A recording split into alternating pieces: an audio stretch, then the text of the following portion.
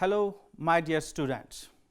Today we will talk about mechanism to tackle terrorism in South Asia. Any region that's very prone to terrorism and terrorist attacks is South Asia. From Mumbai attacks in India to Easter attacks in Sri Lanka and Army Public School attack in Pakistan underscore the regional nature of the terrorist threat in South Asia, and they highlight the need for greater cooperation within the region to address it. All these attacks carry with a specific signature, that is, they were transnational in nature. The aforementioned attacks also examine some of the region's main vulnerabilities, including limited state capacity and overlapping geopolitical tensions, which undermine the prospects for regional cooperation. The convergence of limited institutional capacities in governments and law enforcement agencies with grievances about widespread corruption, underdevelopment, socio-economic marginalization, and the sometimes problematic role of the state makes South Asia an attractive operating base for terrorist groups and constrain the capacity of states to respond.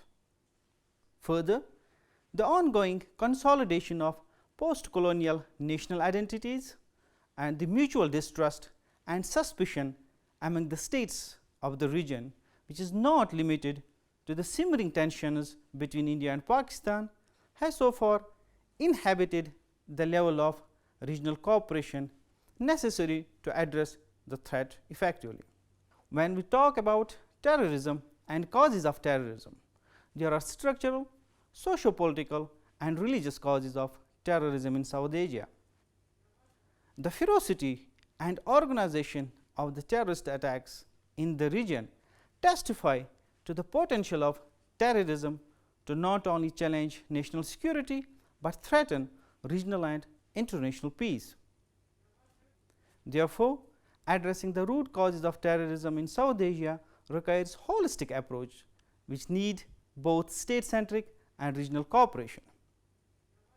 Terrorist groups can exploit cross-border ethnicities, globalized financial and commercial networks, widely accessible communication technologies, the 24-hour media cycle, and transnational organized crime syndicates to project their influence beyond the local to the national, regional and even international level. Furthermore, the use of sophisticated technology and weapons has exponentially increased the potential scale of damage. The convergence of limited response capacities of governments and law enforcement agencies with grievances about widespread corruption, underdevelopment, socio-economic marginalization and the sometimes problematic role of the state makes South Asia an attractive operating base for a wide array of violent groups whose rhetoric and actions can have an impact on ethnic and ideological kin across political borders.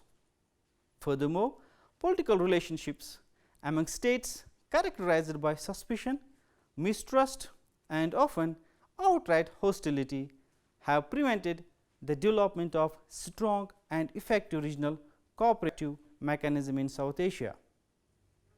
Although the South Asian Association for Regional Cooperation has made several attempts to forge regional response to common challenges, including drugs, small arms and counter-terrorism, its efficacy is often held hostage to the relationship between India and Pakistan. In recognition of the difficulties of political engagement, SAARC has consequently focused primarily on regional economic development rather than on political questions. A wariness of international intervention and encroachments on territorial and political sovereignty engendered by the history of colonialism in the region adds an additional obstacle to the regionalization and the development of any supranational regional organization. The linkages between terrorism, political violence, development governance, and in many instances ongoing processes of nation and state building reflect the complexity of the challenge of countering terrorism in South Asia. Nonetheless, they also indicate a number of intervention points through which national initiatives, international actors, and multilateral organizations might make an effective contribution to confronting terrorism. These are acknowledged by the United Nations Global Counter-Terrorism Strategy, adopted by consensus by UN member states in 2006. Its broad-based framework includes measures such as to address conditions conducive to the spread of terrorism, to prevent and combat terrorism, to build states' counter-terrorism capacities, and to ensure respect for human rights and the rule of law in the fight against terrorism. In this way, the UN strategy offers states in South Asia and the region as a whole a framework endorsed by the international community, including all the states of the region, to develop a response that can effectively address the complex threat over the long term. The events of September 11, 2001 brought terrorism to the forefront of the international community's security agenda. However, while this has highlighted the threat posed by jihadist terrorism, South Asia has been a victim of violence perpetrated by myriad of groups with diverse objectives and varied ideologies. One way to categorize terrorist violence is to identify groups according to motivation, which yields three distinct categories. Number one, those motivated by nationalist politics. Number second, those motivated by religious extremism, and third, ethno-nationalist separatist groups. Now, mechanism of tackling terrorism under SARC. Given the complexity of the terrorist threat, any attempt to classify such a diverse set of actors is sure to prompt vigorous debate, and in many instances one group may warrant multiple designations. So, they may be at the same time nationalist, religious, and separatist. Experts in the region agree that there is a growing realization throughout the world that trans-border terrorism and organized crime cannot be controlled without bilateral or regional cooperation. Yet, pursuing a regional approach involving all key players in South Asia on any security related issue, let alone the extremely sensitive matter of fighting terrorism, is fraught with challenges. There has been no shortage of declarations explaining the need for greater collaboration among states in the region on issues related to border security, law enforcement, and mutual legal assistance. The primary regional organization in South Asia where peace and security issues are raised, SARC, includes India, Pakistan, and Afghanistan in its membership and has had the issue of terrorism on its agenda since well before the 9/11 attacks. More than 40 years ago, SARC adopted a regional convention on the suppression of terrorism that called for cooperation among its member states on extradition, evidence sharing, and other information exchanges to address terrorist acts. In 1995, SARC also established a terrorist offences monitoring desk to support the implementation of the convention by collecting, assessing, and disseminating information on terrorist offences, tactics, strategies, and methods. Cooperation on combating terrorist financing was then included in an additional protocol to the convention in 2002, and a SARC convention on mutual legal assistance was approved at the 15th SARC summit in August 2008. The objective of the agreement is to overcome the need for separate bilateral agreements by harmonizing the domestic legal systems of member countries. SAARC countries will hopefully find it easier to cooperate on counter-terrorism investigations and the prosecution or extradition of terrorist suspects when the convention enters into force. If past is prologue, however, the chances of member states agreeing on which individuals and groups should be the target of such cooperation are likely to be limited. In April 2008, counter-terrorism experts from SAARC countries decided to share intelligence for curbing terrorism and other transnational crimes. Sharing intelligence on the subcontinent, however, has been complicated by concerns that connections between state intelligence services and terrorist organizations could allow sensitive information to be misused.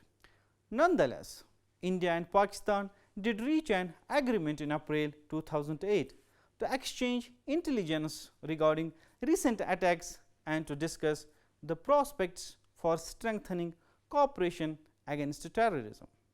In an exchange facilitated by the United States Central Intelligence Agency, India and Pakistan shared an unprecedented amount of intelligence information on Lashkar-e-Taiba and Jamaat-ud-Dawa in the aftermath of the Mumbai terrorist attacks in November 2008. The US Federal Bureau of Investigation also assisted the Indian government with its investigation after the attacks, including by deploying personnel to conduct interviews and use advanced forensic investigation techniques. Yet, a trial for key suspects has been postponed twice by the Lahore High Court in Pakistan, and formal charges have yet to be filed against the accused. Using intelligence services as a bridge between India and Pakistan is useful and certainly better than the previous lack of cooperation between the two states, but it is not an adequate substitute for the joint multilateral information sharing at the regional level. Moreover, progress on intelligence sharing will be of limited utility without enhancing active cooperation among law enforcement and judicial officials to prevent terrorist attacks and successfully prosecute those responsible. Turning talk into action. The need for greater cooperation against terrorism continues to figure prominently on the agenda of SAARC summit meetings, but the rhetoric has resulted in little concrete action. This is not surprising given the tensions and the mistrust that exist between many of its member states, particularly between the governments of Afghanistan and Pakistan and India and Pakistan, where concerns that Pakistan's intelligence service is stalking rather than preventing insurgencies in neighboring states is deepening suspicions among its neighbors and Western allies. Furthermore, India and Pakistan have been locked in a deadly dispute over Kashmir for decades. These and other deeply rooted differences have crippled interstate cooperation.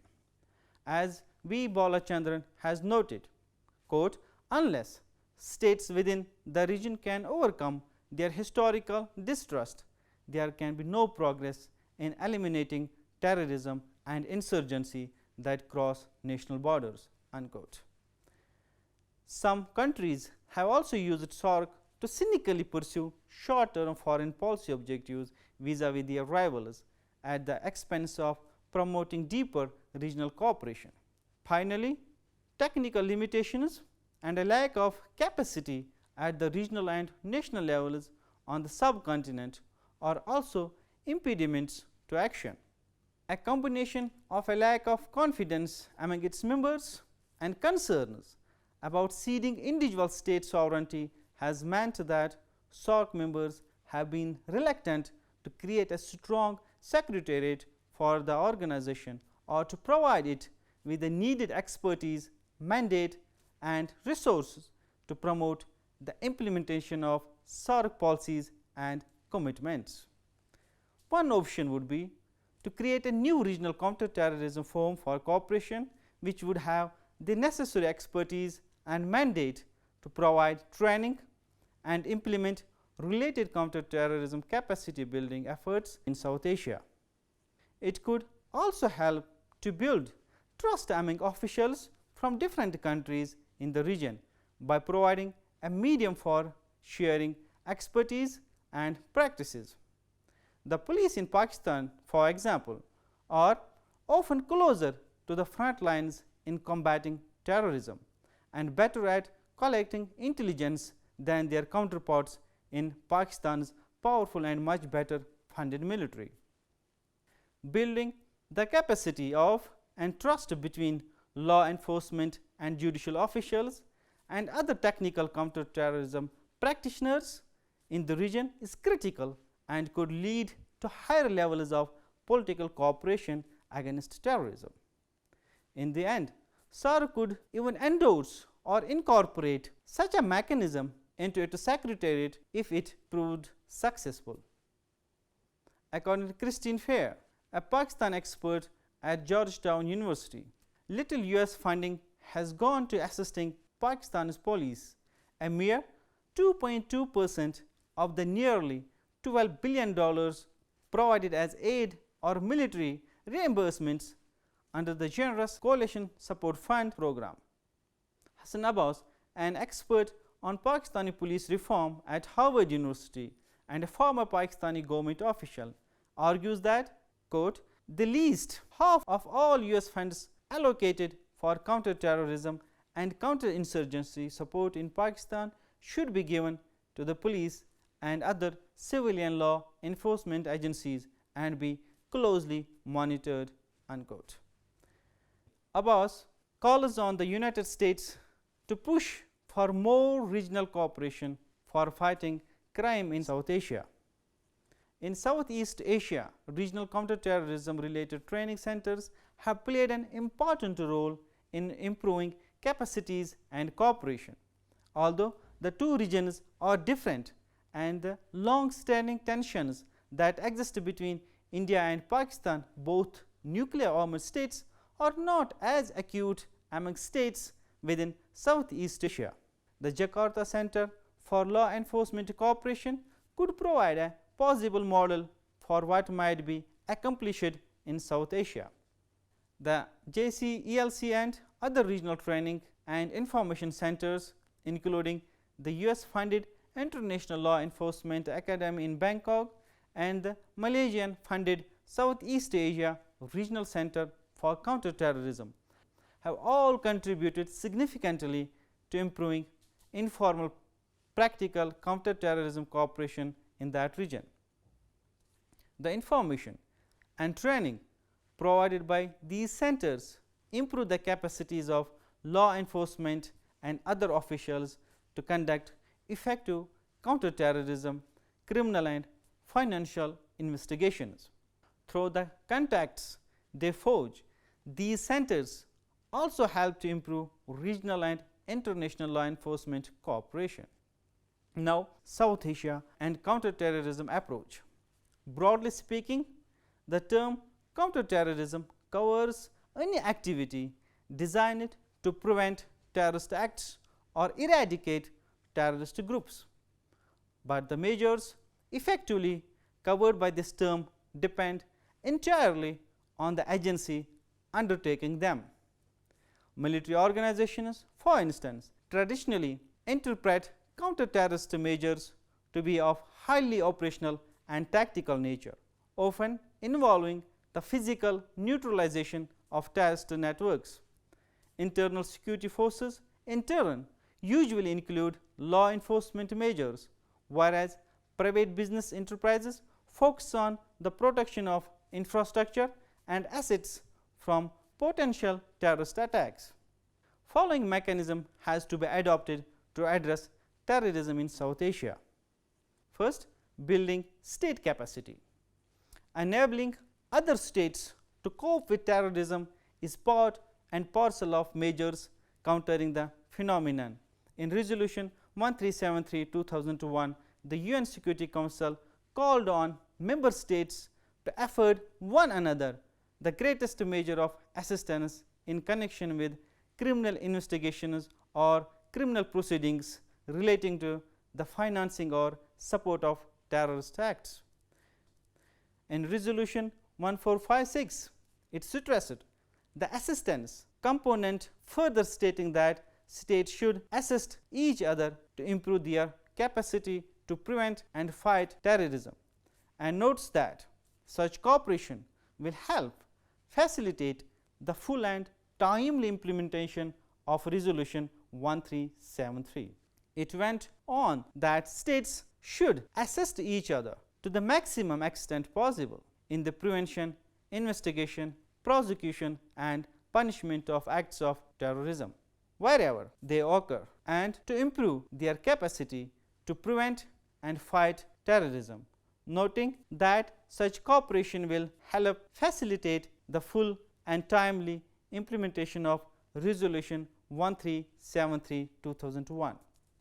Consequently, capacity building, particularly in the areas of border control, criminal investigation and prosecution of terrorism related cases, and countering the financing of terrorism, should be an integral part of cooperation within the South Asian region.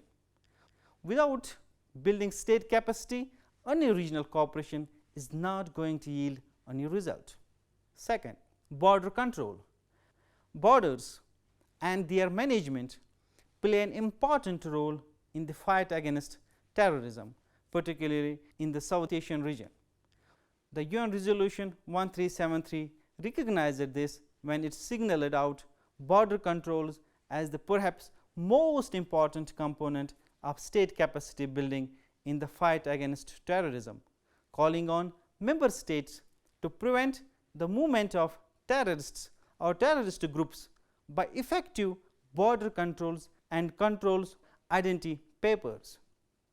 Terrorist networks take advantage of the challenges of border management in the region, not only to escape law enforcement authorities in their country of origin or operation, but also to procure themselves with weapons and other material, and to generate income through the smuggling of drugs and other illicit material. The Afghan-Pakistan border is case in the point. The porous borders within the region make it susceptible for the drug money easily fall in the hands of terrorists. Afghan Taliban and its IC kept insurgency afloat with the drug money. Third, rule of law, criminal justice. An effective rule of law, compatible criminal justice system plays a crucial role in counterterrorism. However, the military model of counterterrorism, that's the use of military force and to eradicate terrorism, often directly undermines the role by ranking operational urgency over the rule of law. The importance of criminal justice reform should not be downplayed. The Global Counterterrorism Forum, a body including 29 member states worldwide, stressed in its 2011 Cairo Declaration that an effective criminal justice system fully respectable of human rights and fundamental freedoms, including effective prevention, investigative and prosecutorial and judicial capacity, is highly important in the deterrence, disruption as well as prevention of terrorist acts. The declaration equally called on the forum's members to develop good practices on an effective and rule of law based criminal justice sector response to terrorism, including those aspects related to international cooperation, and to identify existing and develop new capacity building programs to support the implementation of these practices. The weak criminal justice system in most of the South Asian states makes it tough for law enforcement agencies to tackle both extremists and terrorists. Fourth, anti-money laundering and countering financing of terrorism. Over the last decade, terrorist groups in the region have increasingly diversified their financial revenues. This is in stark contrast with Al-Qaeda at its peak 15 years ago, when strongly dependent upon bin Laden's personal wealth and donations by individuals from Gulf states. Terrorism and transnational organized crimes are increasingly interconnected, and terrorist groups now have better access to illicitly derived resources. Islamic State, for instance, manages a highly diversified financial portfolio.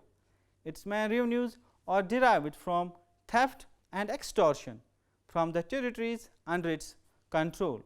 For example, bank robberies, kidnapping for ransom, illicit trafficking, fundraising through modern communication networks, and material support from foreign terrorist fighters.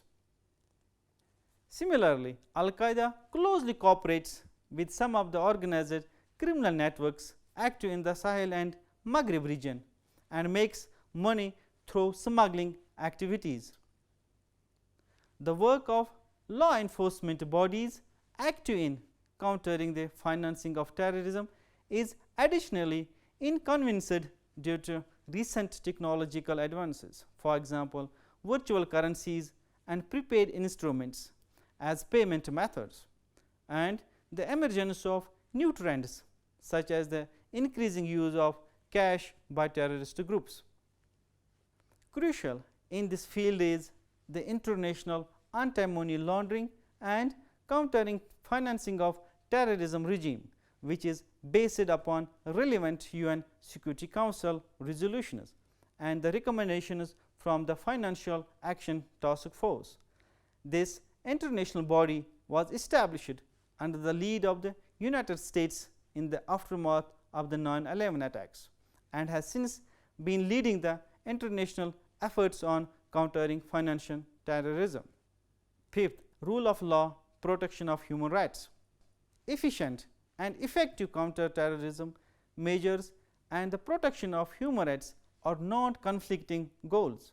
Rather, international and regional human rights law makes clear that states have both a right and a duty to protect individuals under their jurisdiction from terrorist attacks. This stems from the general duty of states to protect individuals under their jurisdiction against interference in the enjoyment of human rights.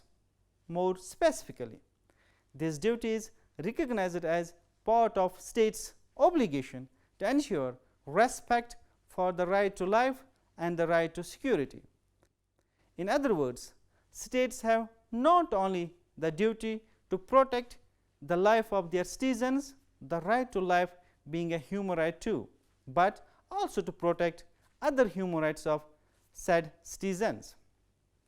In practice, measures countering terrorism have at times undermined human rights, ranging from torture to the politicization of the judiciary and more.